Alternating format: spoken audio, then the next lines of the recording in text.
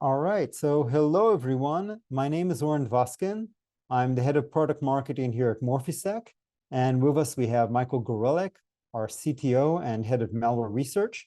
And today we're going to be talking about CitrixBleed, the vulnerability that hit waves in the last month. And we'll talk about key takeaways from actual affected companies as Morphisec has experienced. So today in this session, we're going to be talking about, like I said, actual events. So CitrixBleed has become quite famous. There's been extensive literature about that exploit in blogs, even proof of concepts out there in GitHub. So that won't be the focus of our session today of analyzing what is CitrixBleed and how it exactly works. We will talk about that briefly, but today's focus will be takeaways from actual affected companies, the tactics that were used by the threat actors, and how we can mitigate the threat. And we'll have question and answers about that. So with that, I'm really pleased to have Michael Gorelick, our CTO, online. Michael, hi, how are you doing? And how about if you share a bit of your background? Yeah, this nice guy is actually the Chief Technology Officer for Morphisec, with a lot of experience in malware, red teaming, reverse engineering, really low-level stuff. Sometimes needs to do business as well. I had the opportunity and the pleasure to present in different, industry events, conferences, and have the pleasure to have the opportunity to have cooperating on multiple patent work with multiple patent group people. Fantastic. So, yeah, go ahead. Thank you. It's a pleasure having you here. So first of all, just Morphisec as your host today. We're a cybersecurity vendor. We specialize in a very interesting technology that we won't talk about much today, called automated moving target defense, that is designed to prevent threats that are capable of bypassing and evading endpoint protection solutions like your EDRs and EPPs. We also have a vulnerability prioritization offering, and we have quite a significant field record. We're trusted by over 5,000 organizations and deploying across 9 million endpoints. So we have a comprehensive offering that you're invited to hear about in another session. We'll be holding another webinar about the threat landscape in January. So we have a platform with automated moving target defense for superior prevention, vulnerability prioritization, and our exposure and our expertise of preventing these advanced threats also allows us to provide a complementary service of incident response, which allowed us to do this webinar that we're holding today about CitrixBleed. So with that, we'll go into the actual vulnerability and exploitation. It's been making waves, as we know, in the last month, maybe even considered to be the most significant vulnerability of 2013, 2023. So Michael, what do we know about CitrixBleed? Yeah, thanks, Oren. And you guys obviously welcome to ask questions anytime in our questions forum. We will definitely talk about Citrix a lot, about the different statistics, about the techniques. I would say that it's kind of competing with MOVEit on the first place of 2023. Maybe MOVEit is a bit higher in priorities. Nevertheless, CitrixBleed done a lot of damage for a lot of healthcares, a lot of banking, financials. You can read all about that. There's enough information about different companies that have been before a patch was released. There were 0 days. There were leading groups such as Lockbit that were using it. And we will show what happened after the patch was released and how it impacted on organizations in US and how it's impacted on organizations in Europe. And only then we'll go into the different technical stuff. Obviously, it just emphasizes the need for patching in time. Again, Citrix can be exposed, whether it's as a NetScaler ADC, and NetScaler has enough of exploits of its own in the history, whether it's a gateway. And if you use Snowden today, you'll find still very much a lot of many thousands exploit Citrixes, and we'll get to the information of what really is vulnerable right now. It's not the first time that NetScaler is being exploited. So, Michael, in our pre-show, CISA listed the vulnerability in the middle of October, but I believe we did see information about that being exploited even earlier. Can you say a few words Yeah, about definitely. that? There are indicators of exploitability of this 0-day, even in July and August. Wow.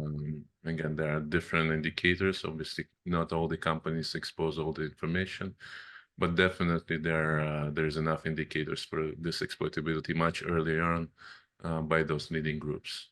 Obviously, as soon as patch is being released and the exploit that was so easy being released to the GitHub. I mean, anyone can run it and see those sessions running. Maybe the point that it's important to explain, this is a real easy overflow exploit. It's just overflowing and within the URL, the host name, writing a bit more than it should, and you get a mem dump. Again, mem dump that may include important session cookies, anything else, especially users that are logging and communicating a lot with the Citrix will become targets, as we will see going forward. Interesting. Yeah. All right, let's continue.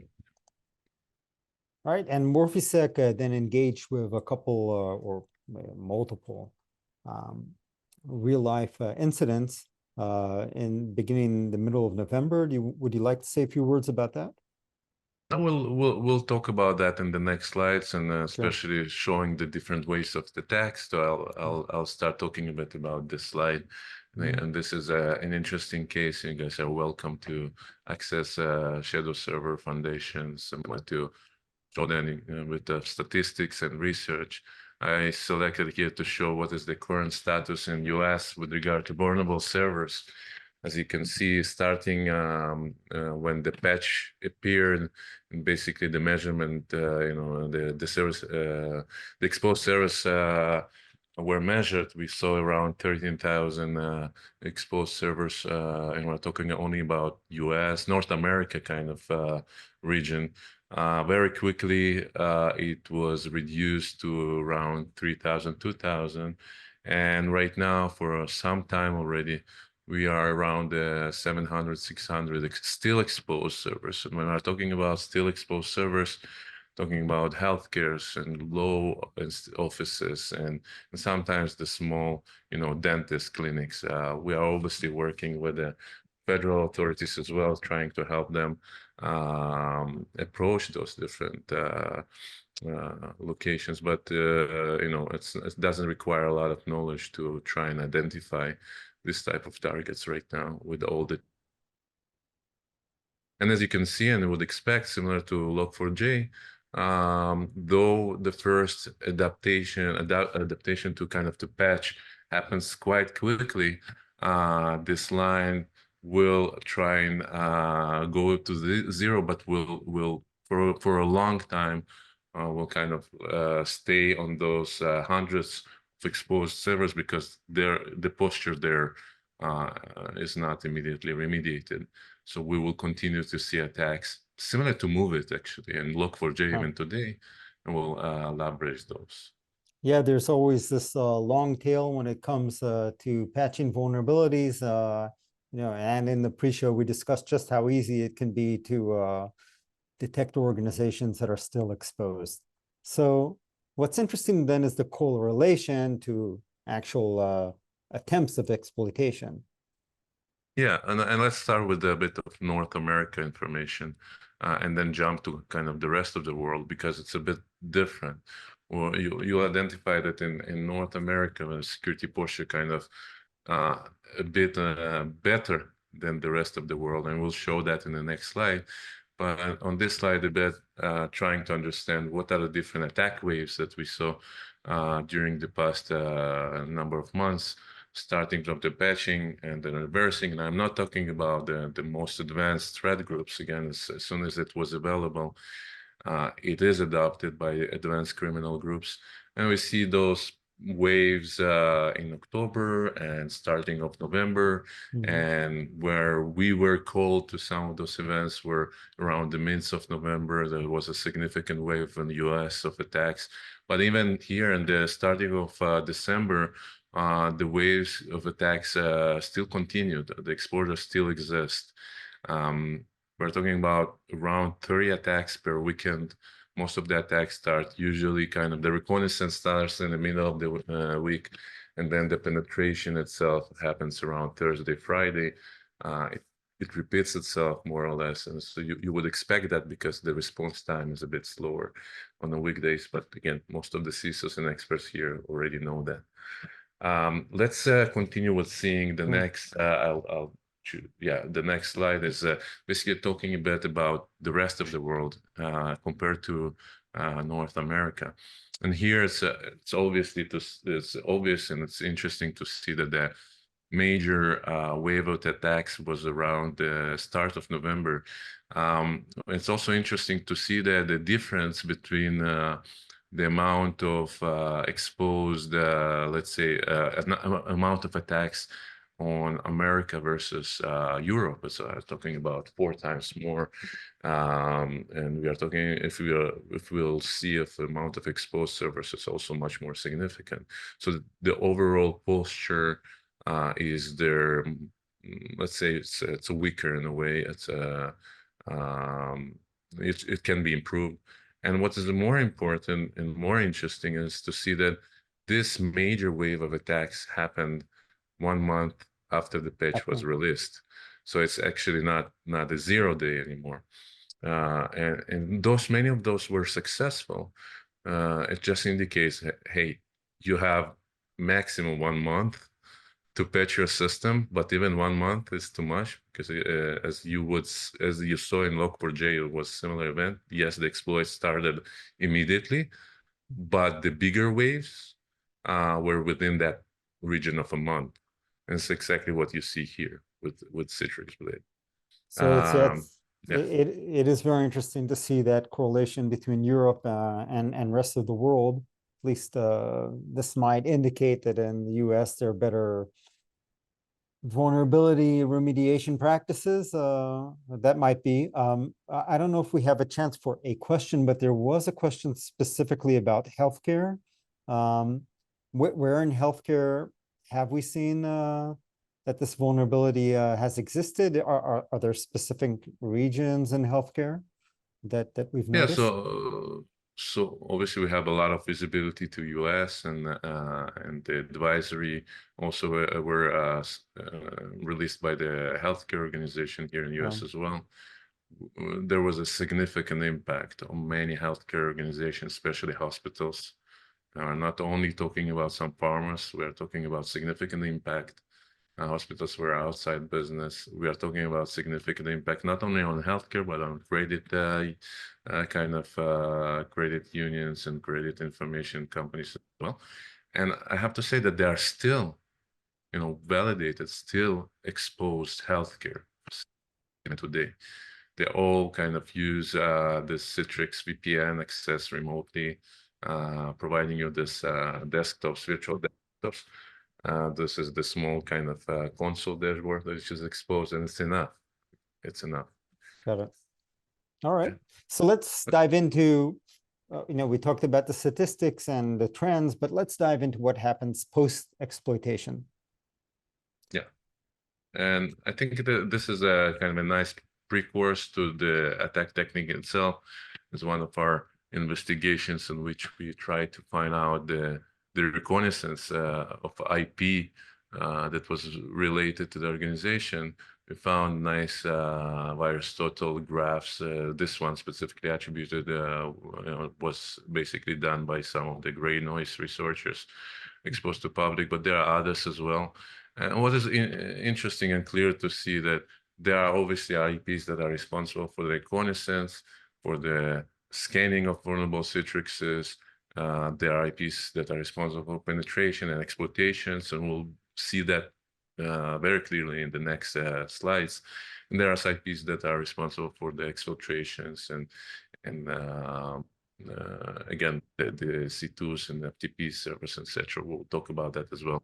So in many cases, you'll find. Sorry, go ahead, Noor. Yeah, I mean, to me, it looks like this isn't a one, I don't want to say one man, but one hacker or one threat actor show. It looks like a significant operation to orchestrate all of this, maybe by different groups even. Yeah, it's a good point. I would say it's never one-man show. It's never one-man show. It's usually at least two-man show, and if not more.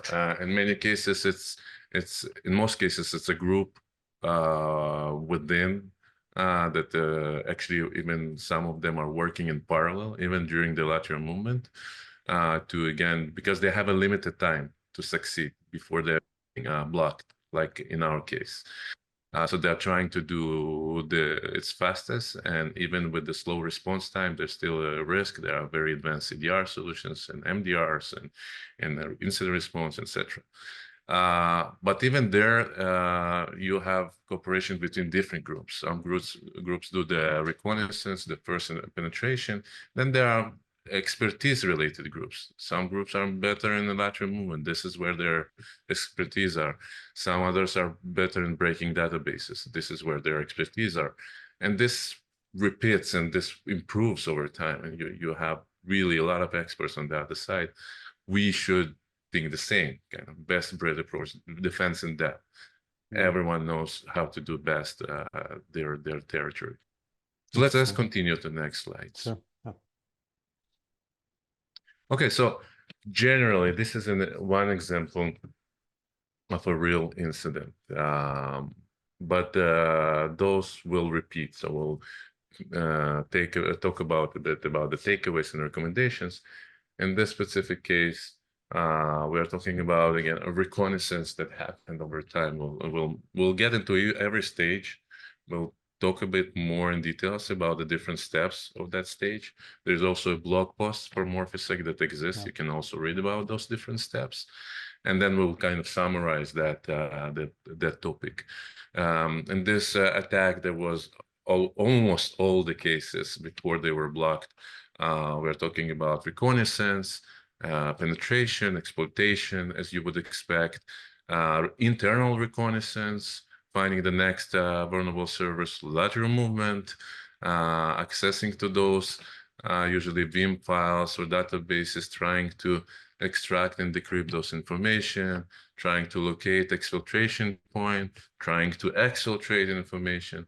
And then in many cases, there is the ransomware component that happens. We'll may talk about that as well. But in our case, it was we blocked it in time, and we have a lot of things to report about. Right. Yeah. Warren, do you have any notes you would like to add? No, I think that we see here a typical flow, and let's just dive in and see what happened in every step, and what each takeaway is from that step. What are the lessons learned? So we'll start with the internal reconnaissance. What did we see? And I see they were entering from Russia.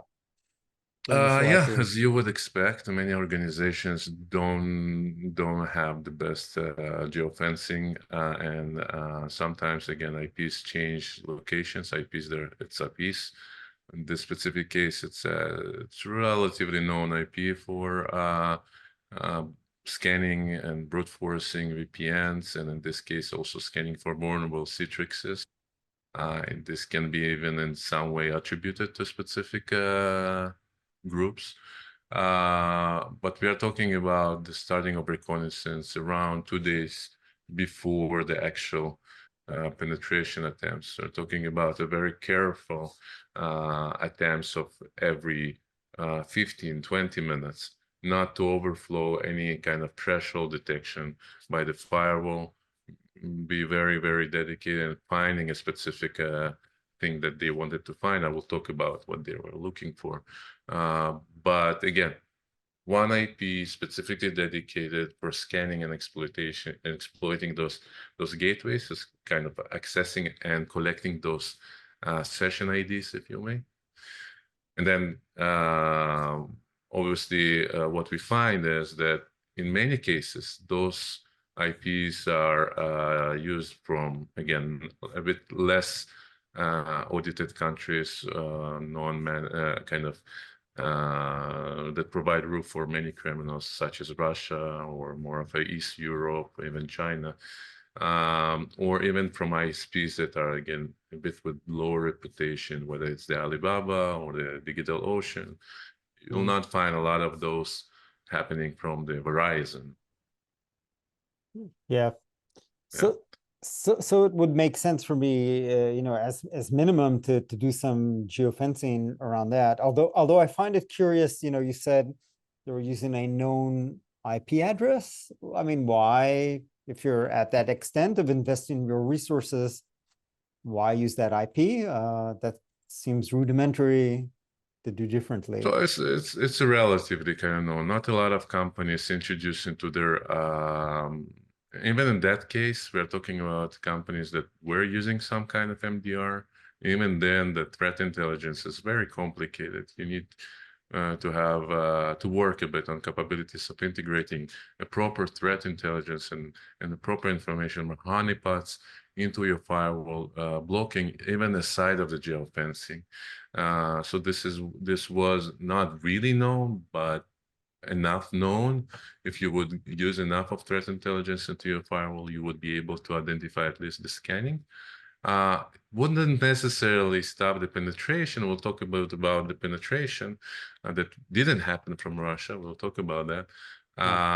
But again, geofencing is also not something simple. If a company has a business that works with Europe, for example, or even with Russia in some cases, but even from Europe, there are enough countries there that do not provide a great audit or do not have the the agreements with US with regard to exposure, etc. So it's not easy.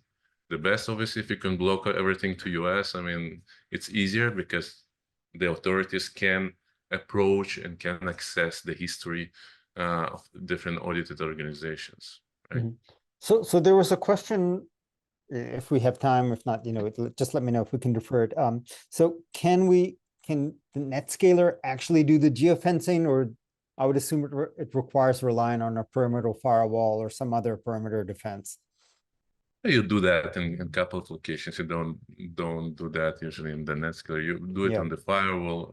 You do that on the VPNs, and you can do that in the Citrix as well. Gateways. So obviously the IT folks know how to implement that. It requires a bit of effort. The more risk is on the business aspect. If the company works only with US, it's easier. If the company does have employees or service providers somewhere from Europe, then it's more challenging, obviously. Right. So after the initial reconnaissance, then there was the exploitation of Citrix of the NetScaler. Let's highlight about that and how that happened. Yeah. So we're talking about, again, the penetration itself. The sessions were already collected. The penetration had been done, again, specifically here from a French IP. Very low knowledge about that. It was dedicated to this incident. All the infiltration into the Citrix server and into the environment has been done through this IP following the hijack of a session.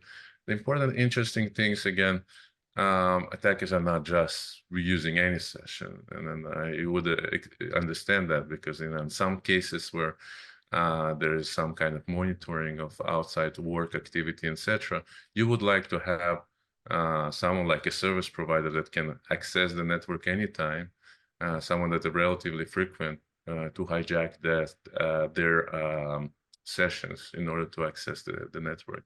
In this case as well, there was a service provider, as you find many times. Yep.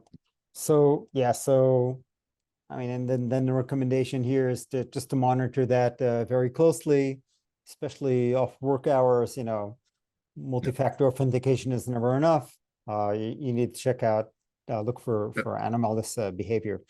Great. Obviously, yeah, yeah, obviously geofencing would would help as well if you don't have a business with France or Germany or anyone else there, even though it's known countries. But, yeah. yeah. Excellent. So, I mean, that was the initial access. I mean, this has been reviewed multiple times. So what's really interesting is the next phases after the attackers established a foothold with their local internal reconnaissance. How did that happen? Yeah. So again, just to mention the previous step, it's important just to emphasize again. Oren mentioned that MFA is not relevant here. Talking about hijacking the sessions, reusing them of someone that was already authenticated. Therefore, it's not MFA is not the solution to everything in the world. Just to keep things in place. So again, post the first infiltration and the access to the usually the attackers need to understand the network. Yep. And in most cases, they don't know what is the network, and then the internal reconnaissance starts. You know, and many attackers using different tools. Obviously, some more known tools like the Bloodhound tools that basically access the Active Directory information and other information, trying to identify accounts and privileges, etc. With good enough EDR, in this case, there was a very good EDR there, one of the leading ones. Some of those tools are stopped and prevented. Not necessarily means that the attacker is being stopped. The attackers still have the control over the network, and then it's a matter of time. But some other things like the power exploit, find local admin access, is maybe less known. It was used here. It was used significantly. One of the obvious points that helped this attacker, but actually many others, is the first thing to identify local administrators. If local administrators are enabled, I mean, that's it. In many cases, it's what you need to get to the higher escalated privileges to let remove. So the first thing in this case, again, what the attacker used is this specific script.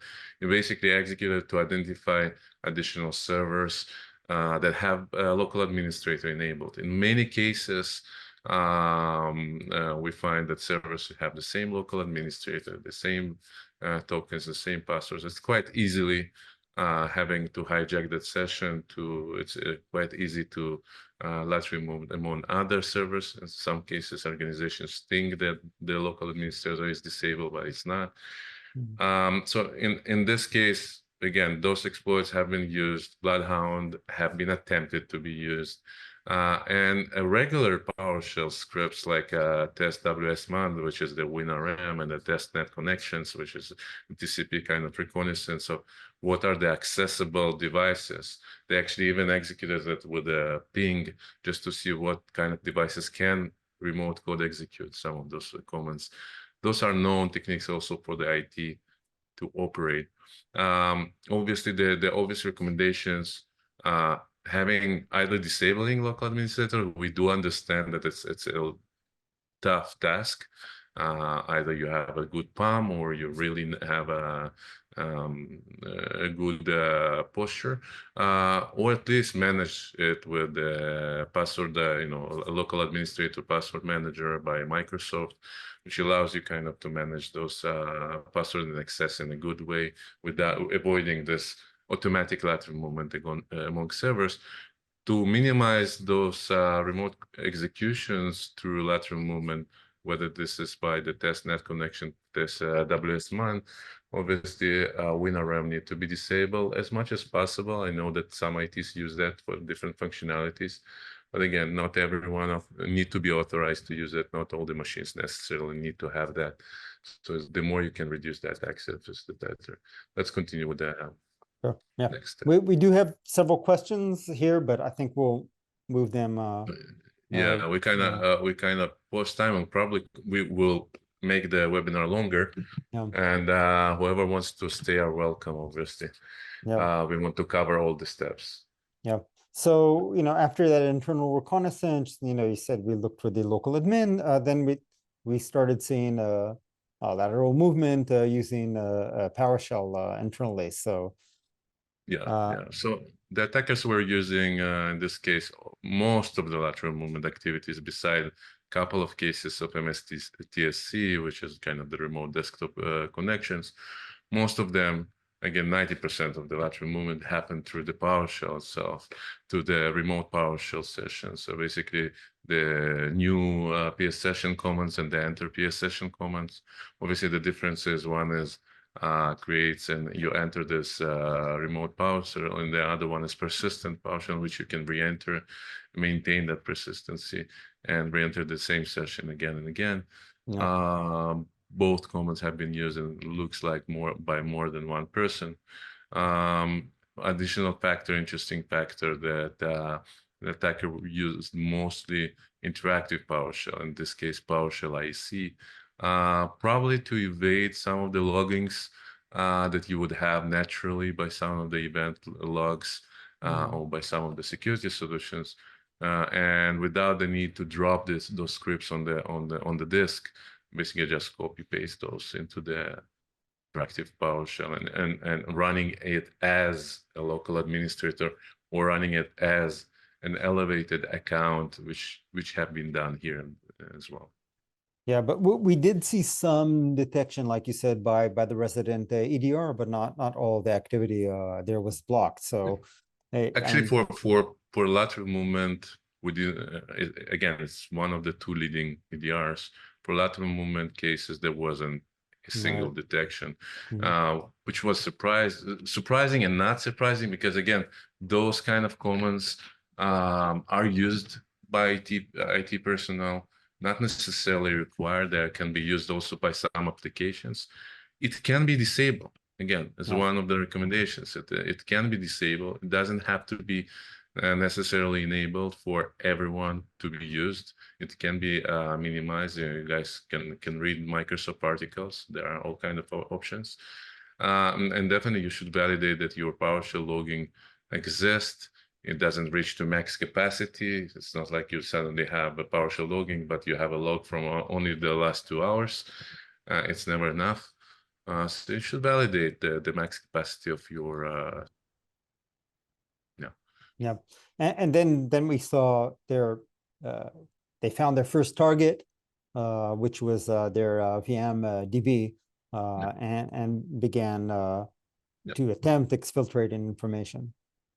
So just kind of 2 points. It's not like you're jumping immediately to the DB, the database condition. Obviously, it's follow the reconnaissance and the Yeah. identification of the different server names and the attempt to access them with local admins and then see the different services that are or different files that are being accessed. Mhm. When you have Vim files, like Vim databases, even if they are old, in this case they were older, it's an easy target. Again, when you have a Vim, all the credentials are on the same server. So you can easily decrypt it if you don't have a salt. If you have a salt, then you obviously can brute force it.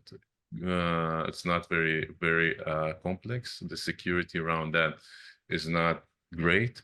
And if it's in the same network and not segmented well, then the decryption will be quick. Obviously, I would say that there are some things that you can implement to make it better, right? Yeah. But again, Vim is the obvious first target, and other databases as well. Yeah, so Yes. go ahead. Yeah. Yeah. So keeping that information plain text is obviously the worst sin there is, but at a minimum, you need to add some protection above basic encryption. Yeah, so again, those databases necessarily are in plain text. There's a simple RSA encryption there with that can be decrypted by the local session, and so that they are plenty of articles you can see in our blog post a link to how easy it's to decrypt when you are on the server with Yep.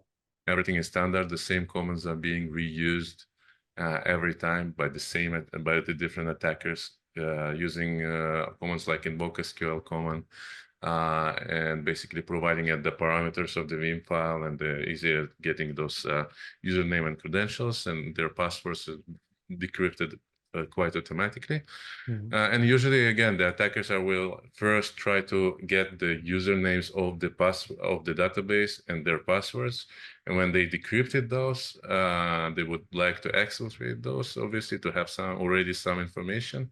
And then they obviously would like to get to the data itself as well, which is not so far away. When you have a user and credentials, then you can access the data, you can exfiltrate the data, you can do a lot of things with the data itself. Now, though not mentioned here, in our case, attackers also access other database. And in that case, when it's not Vim, it's just a SQL database. The first thing you would try is to try and stop those services. You want to get the data, you want to one of the first things. There are other things as well. We'll try to stop those services. We'll try to get this data as is, and then maybe to decrypt that. Right. Yeah. So, I mean, so once you have the hand on the data, usually one of the easier steps is actually exfiltrating it. In this case, or, you know, we saw it wasn't that easy, that there was, you know, to my understanding, another step of reconnaissance, finding a place where the data could be exfiltrated from. So maybe we can say a few words about that. Yeah. So yeah, obviously, when you have the data, even before you have the big chunks of data, you need to start and see and find how can you exfiltrate that. Whether you open HTTP, whether you open SFTP, whether you use some kind of mega upload, or you use an OpenSSH with your digital certificate. There are like thousands of techniques, but all of them require specific place that is not restricted with outbound.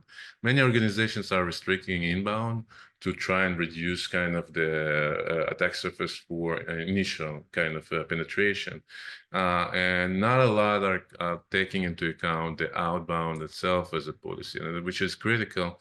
And it's also important to control it outside the server itself, because then you can just disable those rules if you like. In this case specifically, they had a good security posture, and most of the servers were really limited with regard to outbound. They do have outbound, but again, to specific selected locations. But the attackers still succeeded to find one exception. In many cases, they'll try to find those exceptions. If needed, they may even go to some kind of endpoint workstation. But in this case, they were a specific server that had exceptions.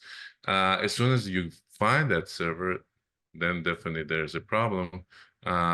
Some of the recommendations, if you do need to have such exception, you should audit that exceptions. You have a good configuration management log for that.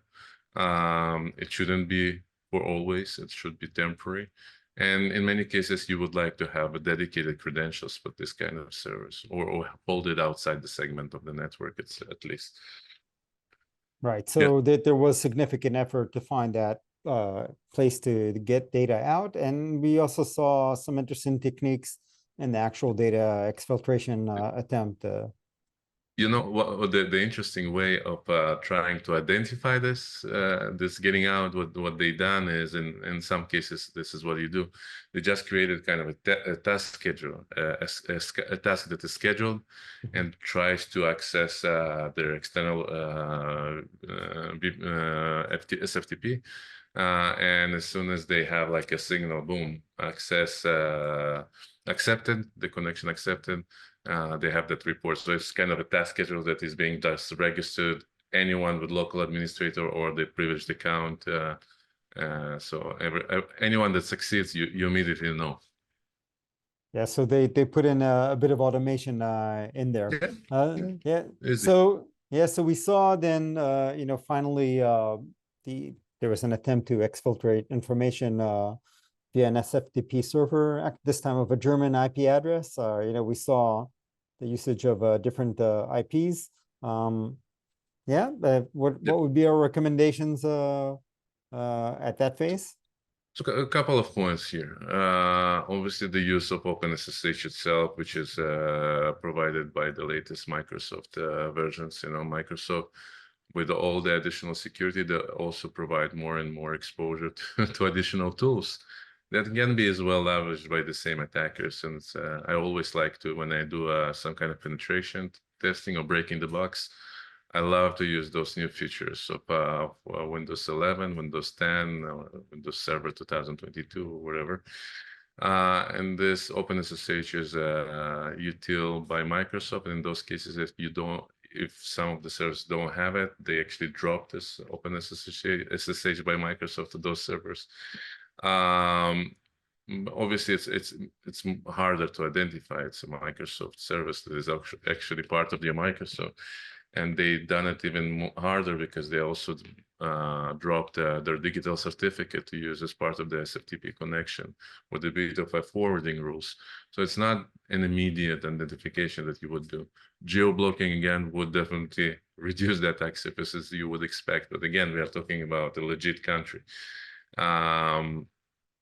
Monitoring for like packages and size of connection frequency would help there as well. Thanks to some of those logs, we identified very quickly the original, and we could block the whole communication. And again, block the attackers from doing the end result. Right? Yeah, but this is a recurring theme, like you said, that we're seeing of threat actors using legitimate tools, digitally signed. Nobody wants to block Microsoft tools. So that is a common way in. So that was basically the full attack cycle. We have lots of questions that came in. So how about if we do a quick summary, or Michael, would you want to add anything more about the different attack phases? Again, there is a question here around the possible impact. If we wouldn't stop that.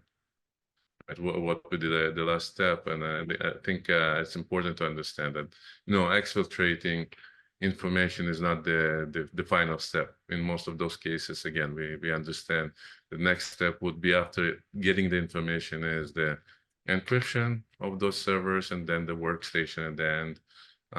Destruction of information if needed in those cases, like we see the geopolitical cases as well.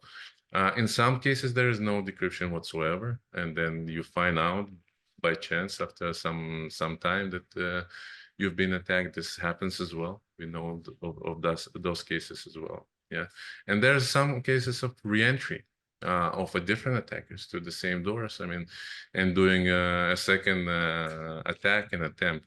So a lot of possible impacts which can eventually disrupt the business. Well, in this case, the business is disrupted for a weekend because we needed to do all those things, but we're talking about much bigger disruption to a business, right?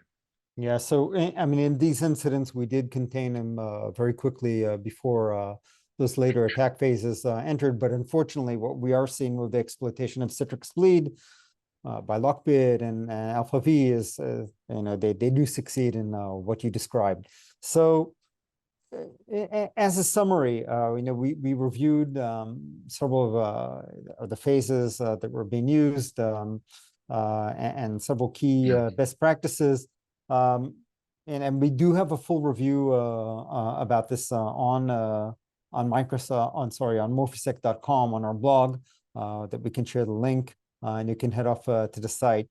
Any additional summary, because we do have several questions that came up. Just again mentioning, I mean, security patches, exposure management is critical. As an organization has to understand how it's exposed, it has to monitor that frequently, it need to prioritize. When you get to Citrix exposure, especially NetScaler, which is frequently exploited, this need to be prioritized. You need to understand it's exposed outside. It's provides automatic entry point. And also having a good exposure management practice is crucial. It's crucial. So in this scenario, I mean, like you said, it is a significant risk. What can organizations then do? What other practices can they have for to improve their exposure management? So again, we have to talk about kind of pre-bridge, bridge, and post-bridge, right? In this case, a lot of things can be done in pre-bridge. A lot of things can be done within the bridge, and a lot of things post-bridge. So if we talk about a bit pre-bridge, right? I already mentioned exposure management and managing the vulnerabilities. But if you would pre-bridge, like disable the local administrator and manage them accordingly, it would implement tool that would identify all those open SSH, whatever exposed servers, for example, and etc. There are plenty of things that you could do pre-bridge to identify a risk and prioritize the dealing there, or minimize or reduce the attack surface there. You would definitely reduce the risk even to the steps that happen there. But even having a proper incident response plan, knowing who are the owners and who should respond how under different conditions, it's also pre-breach situation. During breach, I think the guys there and many companies already have advanced EDRs. Obviously, there is a gap, as we shown before, with a 30% gap that, again, moving target defense helps to reduce in this case as well. And then many other cases, it's not enough to have just an EDR. Everyone have just the EDR and they are still breached, right? So you need to have a layered approach. I think most CISOs will agree with me in this case as well. Right? So yeah, so that added layer of protection is important. Like I said, we'll be holding additional sessions about that. But talking about pre-breach, we do have additional questions here. So relating to the Citrix exploit. So once the attacker hijacked the session, what access did they get? And was it a Citrix console or was it a server? That means, was it interactive or was it through the server? That is the question, if I understood it correctly.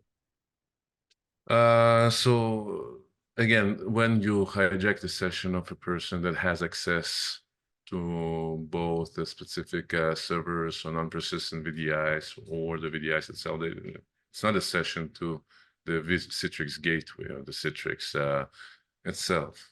That's usually you would utilize those sessions that are the cookie utilized to bypass the MFA and access directly with that information. They access to the same thing that the targeted user has.